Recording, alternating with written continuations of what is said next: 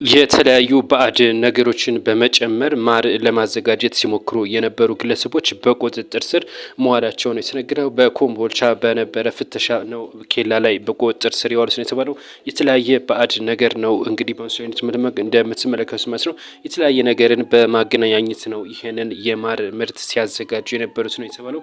እናም ይሄ ለማህበረሰቡ ከፍተኛ የሆነ የጤና ጠንቅ የሚያመጣም እንደሆነ ይታወቃል። ማህበረሰቡ እንደዚህ አይነት ጥንቃቄ እንዲያደርግና እንደዚሁም ደግሞ በሚገዛበት ወቅት ከየት ቦታ እንደመጣ እንደዚሁም በማስረጃ ጭምር ማወቅ እንዳለበትም ነው ፖሊሶች እያስጠነቀቁት ማለት ነው። እነዚህ ግለሰቦችም በቁጥጥር ስር ውለው ምርመራ የተደረገባቸው እንደሆነ ታውቋል። በተለያዩ አካባቢዎች እንደዚህ ያለ ነገር እንደሚፈጸሙም እንደዚሁም ደግሞ ማህበረሰቡ የሚገዛውን ከየት እንደመጣና እያንዳንዱ ነገር በጥንቃቄ እንዲያውቅም ጭምር ለማህበረሰቡም ጥንቃቄ መልእክት ተላልፏል። አዳዲስ ነገር እንዲደርሳችሁ ሰብስክራይብ ያደረጋችሁ አብራችሁን ቆዩ። መልካም ቆይታ